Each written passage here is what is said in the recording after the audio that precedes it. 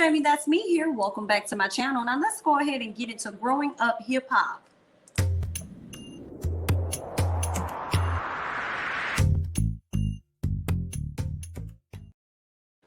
This episode is called Loyalty is Dead. I don't know if it's dead. I just think Brianna tripping, but y'all let me know y'all thoughts, okay?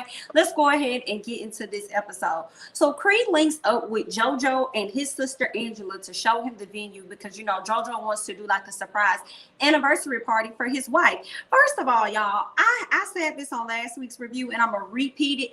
Creed is so cute. Her fashions be on point. Okay, she looks so great. So shout out to Miss Cree, honey. All right, so she links up with JoJo, shows him the space. She's trying to let him know how she's going to transform all of this that's in this parking lot into an actual nice venue for his surprise dinner for his wife. And he goes on to talk to her about a partnership he wants to do. So he has this Who's Entertainment. He has some type of entertainment company, and she has connection to a lot of slip and slide artists. So he wants to do kind of like an independent artist showcase or whatnot. And I thought that idea was pretty dope. Cree says that she loves to actually work with independent up and coming artists. So she loves that, and she's completely down for it. Now, when he first said, I said, I don't know if she's gonna really go for that, you know, but she said, yeah, she was down for it. So I hope that they're actually going to be able to make that happen. And then now with him mentioning this on the show makes me wonder, is this going to be something that's going to become a part of the show? Because he also highlights the fact that he wants Egypt to be a part of it, because he thinks that Egypt is pretty good. It's okay if Sam isn't a part of it, but he wants Egypt to be a part of it. And I'm just like, okay. The idea was good until you told me you wanted Egypt to be a part of it. I'm like, what the Egypt gonna do? She could do that song she got with her daddy, Tretch. She could do that song she got with him. But if she thinks she's gonna do anything else, honey, skirt. No, ma'am. But she's down for the idea, so they're all cool with that. He ends up getting a call from Denise, so he walks off. Angela and Creed go and have a seat. They start talking about relationships or whatever. It seems like Creed wanted to know more about her relationship, where she's done this more than one time, which makes me think that the producers are putting her up to asking questions about Angela's new boyfriend, the boxer, Daniel. So she brings him up and they kind of talk about it. Angela, you know, said, girl, do you have a relationship? Creed says, well, actually, I have a situationship. Because, you know, I have issues with really, you know, opening up. I have this wall up and I don't know how to break it down. I don't know why, you know, and Angela's just like, she don't really got a wall up. She says she typically puts walls up when she feels as though something just doesn't feel right to her. But when it came to Daniel, she didn't experience that at all. And she said that she fell in love with him very quickly, but she can't remember whether she told him she loves him first or if he said it, but she thinks that she said it first. And I'm like, girl, it probably was you, and that's okay. You probably told him first. Okay, I appreciate her admitting the fact that, you know, she falls in love very quickly. And I actually like the side of Angela when she opens up and tells us more. But she will cut that off real quick, because when Miss Cree tried to ask her more stuff about her band, she was like, yeah, so the venue is nice. Meaning, girl, stop asking me about him, okay? This is nice. JoJo, come on now. I'm done talking to this lady. You need to come on back out here, honey, because she's not going to get any more information out of me about mine. Come on up here to the front. Yes, the venue is nice, okay? And we can go ahead and go. All right, pay the lady so that we can leave. Angela was done talking about her man. She was like, girl, you're not gonna, not today, ma'am. So we move on to Savannah. Savannah is at the house and Twist decides to pop over. Here's the thing for me. Twist, the moment Twist walked in my house, he would have been turning around and walking his ass right out, because you're not gonna walk in my house and light no blunt and be smoking all up in my space. Just ain't yours. You don't pay for things up in here. And even when you leave, your smell is still going to continue to be here. No, sir, we're not gonna have that at all. You can put it out at the door. You know how people want you to take your shoes off at the door? You can put that blunt out, that cigarette, whatever you got, you can put it out at the door. I don't do that when you ain't here, and I'm not going to be dealing with it when you're not here. Very clear. I'm like, I wish she would have told him that. But see, don't nobody really check Twist. So Twist kind of like skirts along, because he is the fun guy. He is the comedic relief. He is high key, low key, a very chill person until you make him mad or whatever. But you can't just go around thinking that you can do what you want to do. I have never seen Savannah smoke. So for her to invite two smoke heads over, two weed heads, and it ain't nothing wrong with that if that's what you want to do. But when you coming over to somebody else's house now, calm down. Now, I did not mind the sage being at the house. Yeah, I think Brianna brought her some wine, maybe some sage. I know she brought her the sunflowers or whatever when she came over, and it was pretty cool. I'm like, okay, I can take the sage, girl, because you're gonna need to sage their energy when they get up out of there too. Now she did. Savannah told Twist about the link up that she had with Boogie and them, and he didn't like that at all. When he heard, he was like, Boogie is cool. Boogie's a cool dude.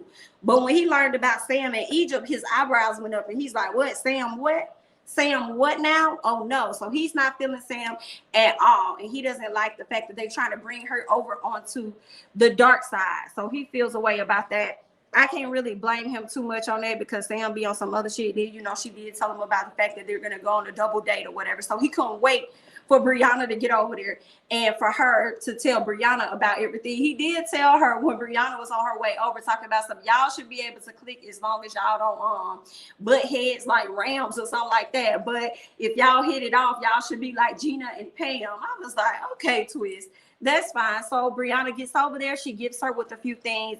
Brianna, so Twist brought up the fact that she was in the studio with somebody. So Savannah tells Brianna that she was in the studio with Boogie and them or whatever. And Brianna decided to call out Boogie and just said, girl, have you ever felt this though, you know, you're being haunted by somebody that's dead? So basically she's saying that Boogie is dead to her. She's still in her feelings about the fact that he sat in that nail shop and allowed Sam and Egypt to go in on her. And he never stood up in her defense. So she didn't like that, and she's still feeling a way about it. So we gonna see, okay? Because it seems like even when they got to the dinner, she didn't really go as hard on Boogie as I thought that she was gonna go hard on him, you know. And all of the antics that she had, I felt like it really was due to the alcohol, but we'll get into that. But let's move forward in the episode. So we can see Peppa and Egypt sitting up there chilling, you know. Egypt tells her about the double date she's gonna have in LA with Savannah and Boogie. And then Peppa starts speaking on TT and how she already knew a long time ago that her man was cheating on her. But even with him cheating on her, she still decided to take him back, and they moved past it. Obviously, they moved past it so much. They got a child now, and they are about to get married. So I'm like, So she been knew about this. So I don't know. So I guess Peppa did not want to be the person to discuss it. She didn't want to bring it out because I guess she don't wish that on anybody. But the auntie had no issues telling nobody about him cheating. And I'm like, how would she know? But obviously somebody had to tell her. Somebody, I think TT told Peppa, and maybe TT also told her mom. And then here it is, the sister Nova. Girl, it's a mess. I don't know. I refuse to believe if Peppa knew this whole time that Egypt did not know either. I feel like Egypt did know, but okay, whatever. So Egypt says that she's not going to say anything or nothing like that. Because it could, I guess, affect her relationship or something. She said, but TT needs to be careful based on karma and stuff. We just gonna see, honey. Okay, I have not always been a fan of TT. TT has definitely given me some type of vibes of her thinking that she's better than other people. But I will say, for the most part, when it came down to Sam and Egypt, like last year, I hated how, or over the years, how involved she was about them. But we never really got to see who it was that you were dating. But I mean, we'll just see how things go between TT, her man, Egypt, and Sam. You know, we just gonna see. I ain't really cared too much for TT in the past, but we just gonna see how this go for her. I mean, I would hate to hear that she has been cheated on, but it sounds like they moved past everything. So, girl, just keep moving past, honey, girl. We're gonna go ahead and we're gonna move on. Let's talk about Angela and the girls. So Vanessa decides to link up with Denise, Brianna, Angela, as well as Cree. So she brings all of them there because she's working on, I guess, this new line or an extension of pastry or something like that. And she needs a focus group, and she's going to use them as her focus group. So while they're sitting down there, they end up getting on conversation yet again. They get on conversation again about relationships. I don't even know how they got back on the conversation of relationships, which makes me think, and I feel like Cree could have brought it up, which makes me think that the producers are trying to get her to pull more information out of Angela about her relationship. And as the ladies start asking more questions and discussing that, Angela said, oh, y'all asking too much information, honey. I am not liking this. Y'all are making me feel very uncomfortable, girl. Can we change the subject? What else is going on, girl? Do what you got to do for your man. Every man is different. Y'all asking me all these questions about my man, but my man is going to react to things differently than your man. So girl, just go ahead, go on with that information. Like, stop asking me. So Vanessa was like, well, girl, can I see you? She was like, what you need to see me for? She was like, girl, I need to talk to you. We haven't talked. So of course, Vanessa wants to talk to Angela about her man Daniel and feeling as though they are moving very fast, and she has yet to get to meet this person. So she feels like her sister is moving fast and she's kind of feeling left out. Her sister has left LA for the time being, going to Miami, and she's like, girl, are you gonna be staying in Miami? What's gonna be happening? She was like, well, I'm just getting a feel for everything. I'm just trying to see how it is. It is cool to have him out there, but it's cool. So Vanessa's like, well, girl, when am I gonna meet him? She was like, oh, let me think about it. I mean, you will at some point, girl. Like, it ain't even that serious. Like, just calm down. You're gonna meet him. So that's where the conversation was. They got absolutely nowhere. Angela is continuing to keep him under wraps, although they are moving very, very fast. She's continuing to keep him under wraps. And I bet you now she probably doesn't mind telling them more about who this guy is now that they are not together. But we shall see, honey. Okay. Now let's go ahead and move on to Boogie. So Boogie and Savannah get ready to go out on a date, which was cute. He brought her roses and everything. But before he could get in the car good enough, she said, listen, I'm going to ask you about this DV charge. You need to tell me something, what's going on, honey. And he was like, oh, well, I'll give you the story. So basically, Boogie was a player. He was messing around with this one chick that was never his girlfriend. I guess it was a situationship or somebody. He was just smashing. So he was inviting a ton of girls to the house, and they ended up actually coming to the house. But she also popped up at the house, kicked the other girls out the house, and then turned around and had sex with him. Okay, then turned around and got him locked up for DV. Do you hear what I'm saying? Got him locked up for DV, and then turned back around and came to the house. I said, no, ma'am. How did he allow that? Okay, well, I mean, it is what it is. How did she allow it? You just up there getting smashed, and then you be expecting certain type of privileges when that's not the position he put you in. Yikes, honey. But okay, girl. So they catch up with Sam in Egypt at the restaurant, or not really a restaurant. They went and did some cooking or whatever, which was cute. And Savannah asked more about the wedding and stuff. And that's when Egypt went on her rant about TT and wanting to be married out there in Jamaica, and how she feels like TT is rushing to do things before her and all this and that. So that's what all they talked about. But what I did not like was that Sam tried to downplay TT in a sense by saying Egypt is the daughter of Pep and Tretch. So she's the daughter of them. So she's linked to them. But who the hell is TT? And I'm like, sir, who the hell are you? You're Egypt's man. So who are you? If anything, her bloodline is probably going to be more relevant than you, sir. Okay, you married into the family, and you barely even married into the family. So who are you? Oh my God, honey. Now I will say this. I'm not going to excuse or assume that there isn't any jealousy or anything going on TT's side. There could very well be that IDK. We'll just have to see. I feel like they haven't shown us a whole lot to think that she has been like super jealous of her, and maybe what's her name? Maybe Egypt is just perceiving the energy wrong. Maybe TT is just looking at her like she's a little sister and always has, and now that she's growing up, some of the decisions that she's making isn't making sense to TT, and Egypt may see it as though she's jealous of her and trying to compete with her, when that may not be the case. That could be that she was just trying to look out for her. But I do feel like she overly involved herself with me in their relationship last year. I'm like, her own parents aren't that concerned. Why are you? So, I feel like she needed to fall back just a bit. But let's go ahead and move on. So we get to the dinner. This is the surprise event for JoJo and his wife. We get there. Everybody's looking nice. Mr. Twist decides that he gonna come up there in some damn pajama clothes. Hey, Auntie Monique, where you at for this? Oh, okay. So he comes to this event, and he had a robe and everything. And I definitely felt like that was a bit disrespectful, because everybody else was completely dressed up for this particular high class event. But you came however the hell you wanted to come, and that's fine. That's how you came. But this is the other part. You decided to not only wear what the hell you wanted to wear to this upscale event, but turn around and start smoking at the event and throwing your ashes on the ground? Who does that? I just feel like that was rude and disrespectful. And then he tried to comfort Cree, talking about how she don't know him and she needs to hop out off his DICK, and talking about how she looks just like her dad and stuff like that. And I was so glad. She was like, "Sir, I'm glad to look like my dad." I'm like, "She looks gorgeous. So what are you talking about? What's your issue?" Okay, what's your issue, Twist? So I didn't really like how Twist was coming at Cree at all, and Cree had every right to go over to the table and kind of check him about his behavior and everything. Then she, yeah. So I pretty much told that already when she was, "I want everybody to move to the side because I really don't want them to see your attire at all." And maybe JoJo definitely will understand Twist because that's how Twist is, but nobody, everybody seems to scoot over their standards when it comes to him at times. So I just feel like y'all don't have to do that. Like, make him stand up in his shit and be like, "Bro, you're gonna have to dress up for this.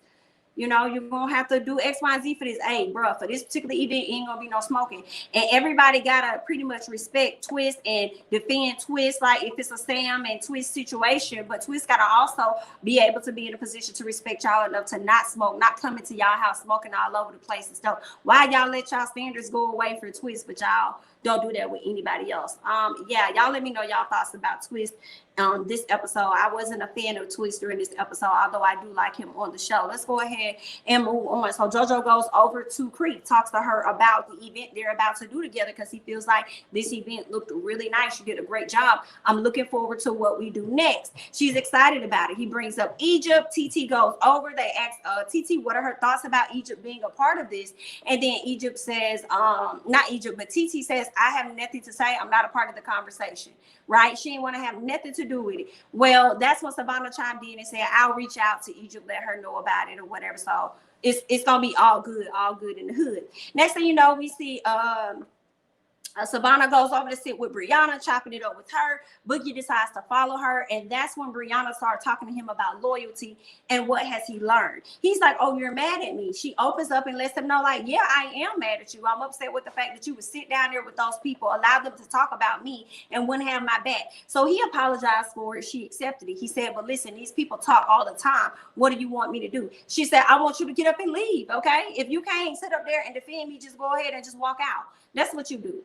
Okay, and he just kind of looked at her and she's like, "Okay, well, let me show you." So she gets up and she walks out. Once she walks out, we see that once they get to the inner part of the location, they start to bicker back and forth. Primarily, it was her coming at him. And I was a bit confused because I'm like, "You coming at him like he your man or something like that." Like the way you all up on him and coming at, it was just a bit awkward about, like, do you still like Boogie or something? Like, what is this energy that you're giving off? But Boogie said that when he gets the chance, he wants to be able to talk to Brianna about her drinking and stuff. If she can create an intervention or be a part of the intervention for him, he says he should also be able to do the same thing for her. And I agree. I feel like once I started looking at it in the way that she was talking to him, it was definitely the drink talking more so than it was Brianna talking. Okay. And yeah, those are just my thoughts about that. So hopefully they have a good conversation, but I don't think she's gonna be open to have that conversation because y'all know how Brianna can get. She can get very stubborn. She don't want to hear nobody got to say it to her about none of her faults or anything. So we just gonna see how this conversation goes between Boogie and Brianna. I feel like this ain't their first time getting into it though, so we'll just see how things are gonna flow. But that's all I have for Growing Up Hip Hop this episode. You guys leave your thoughts and comments down below on how you felt about the episode. Especially leave your thoughts down on Twist and how you felt about him walking into Savannah's house smoking and him smoking at the event and throwing his ashes on the ground. Shit that he didn't even pay for. Okay, what are y'all thoughts about that? And him telling Cree, I guess he was trying to take a shot at her by saying that, "Oh, you look just like your dad. Okay, you don't know me. I guess they didn't tell you about me. You can hop off my nuts," or whatever. Y'all leave y'all thoughts and comments down below, honey. I'm Jamie, that's me. Don't forget to like, comment, subscribe, share my videos. Follow me on Instagram as well as Twitter, and I will catch you guys in the next one. Bye-bye.